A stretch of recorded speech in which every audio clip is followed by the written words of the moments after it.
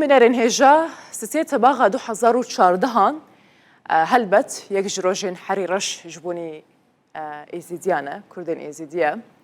Bi taybetî jinên êzîdî ku ez behsê bikim. Duê demê de Daişê ferman bi serê êzîdiyan de anî û komkujî jî bi serê xelkê Şingalê de pêk anî. Her wiha bi hezaran jinên êzîdî ji alê Daişê ve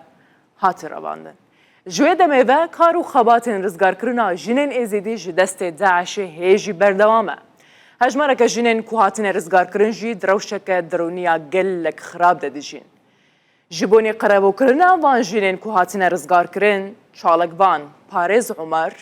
li gelek deriyên hikûmeta Iraqê de ye û projeyasayek ji bonê qerebûkirina van jinan amaze kir. Projeyasa di 8 Adara 2021 de ji alê parlamentoyê ve hate erêkirin.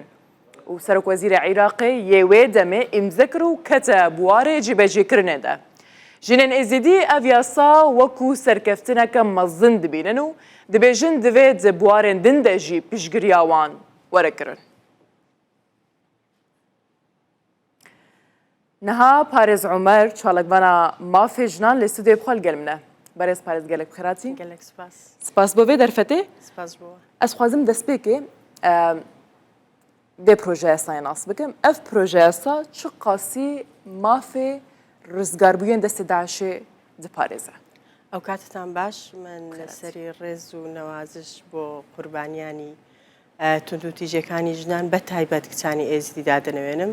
Mandînebûnî ewaneyî ke twaniyan xweyan rizgar bikin û awan jî heta êsta li hewl dan. Ez anî her çend hewl bidey natwanî qerebûyî tewawî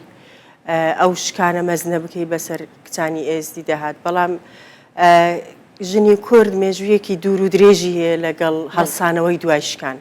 Boya jinanî êzîdî xweşbextane twaniyan li qurbanî bibin be palawanî gewre li ser astî cîhan. Ew yasaya komelek tiştî zor başî têda ye lewana hikûmetî Iraq pabend dikat b'wê ke mûçeyekî manganeyan bo bibirêtewe ke kêşeyî şwênî nîştecêbûniyan bo çareser bike meseleyê tendurûstiya îstîsna li bo xwêndin li bo davînkirdinî helî kar û komelek ew şitanê ke li jiyanê rojane dibine asteng bo însan û betaybet bo jin lem yasaya de hatûye. Li hemûyî girîngtir bendekî taybet lem yasaya Iraq danî be jînosaydî êzîdiyekan de nawa û giring îşe ke hikûmetê Iraq carekî dîke pabend kirawe b'wê ke li dû azadkirdin û dozînewê ew kçane ma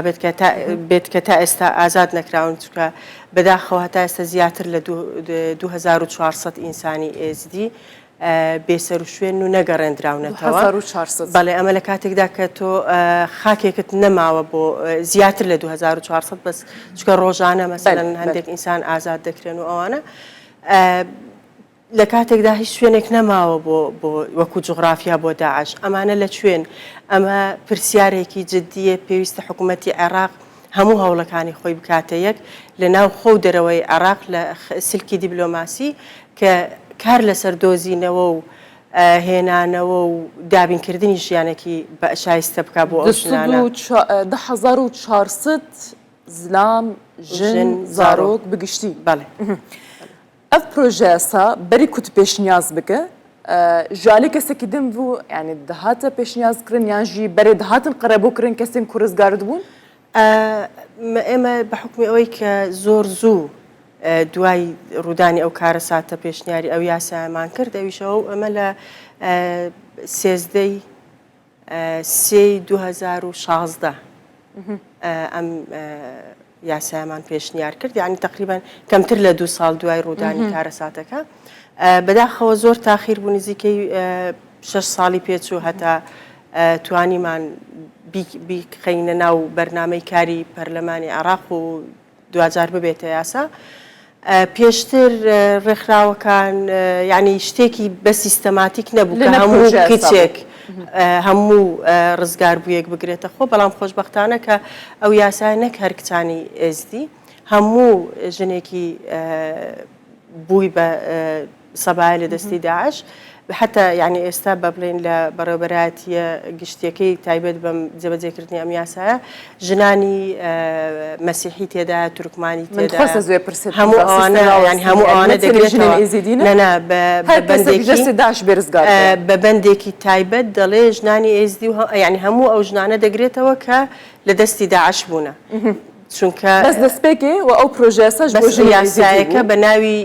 ناجیات ئێزدیاتە ڕزگاربووانی ئێزدی لێنەهاش بۆ هەر کەسێک بۆ هەر کەسەکە یعنی هەر بیدات لە یاساکە بە بەندێک ئاماژە بەوە کراوە کە ئەو ژنانەشی کە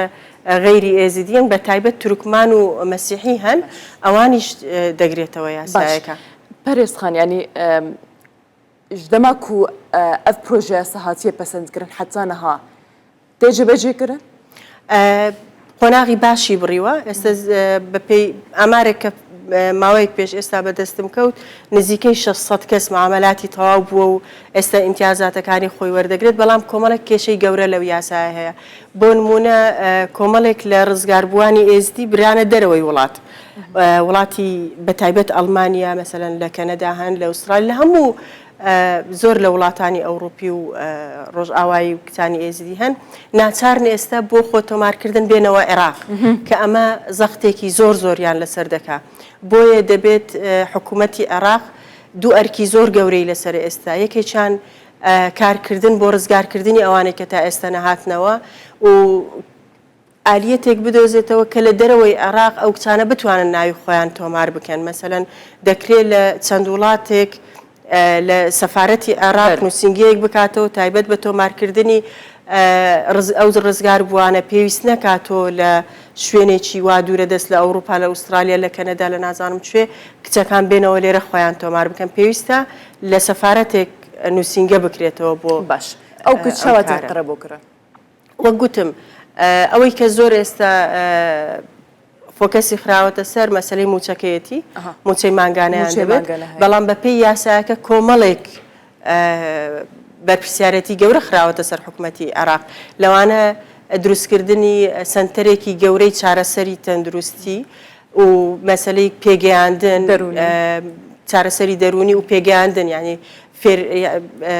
پێگەیاندن لە بوارێکی پیشەیی خوێندن دەبێت ئیسtisnایان بۆ بکرێت بۆی بگەڕێنەوە خوێندن دەبێت هەلیکار بۆیان دابین گەلێکی باشە دەبێت یەکەنیان بالضبط غەڵەت نەبم 850 بەس زۆر دڵنیانیم بەڕاستێک بەڵام بەڕێی من لە هەموو ئەوانە گرنگتر ئەوەیە کە ئێزیدیەکانیش خۆیان بڕیاری پاراستنی خۆیان و ناسنامەی خۆیان بدەن چونکە بەپێی ئەو یاسایە هەموو ڕزگاربێکی دەستی داعش دەبێت یان عرزە یان یەکەی نیشتە جێبوون شتێکی بۆ دابین بکرێت لە شوێنەکانی خۆیان بۆی بگەڕێنەوە جارێکی دیکە ژیانێکی ئاسایی دەست پێ بکەنەوە هەرچەند ئەمەش دیسان پێویستی بە پرۆسەیەکی دوور و درێژ هەیە ئەگەر ئێمە بتوانین لە ئاستی نێودەوڵەتی ئەم تاوانە گەورانە بە جینۆساید بناسێنین یاخود گرنتی پاراستنی ئەمن و ئاسایشی ناوچەکە دەبێت حکوومەتی عێراقیان حکوومەتی ینی هێزە نێودەوڵەتیەکان بیگرنە ئەستۆ و کەشێک دروست بکەن کە ئیتر ئەمانەت بگەڕێنەوە جارێکی دیکە بە مەترسیەکانیان لەسەر کۆتایی پێبێ بە درێژایی مێژوو ئێزیدەکان تووشی بەردەوام تووشی ئەم جینۆسایدانە دەبنەوە. ئاستەنگی زەحمەتیین لە پێشا vê یاسایە چنەنها ئێستا یەکێک لە ئاستەنگی گەورەکان ئەوەی کە گوتم لە دەرەوەی وڵاتن بەشێکی زۆریان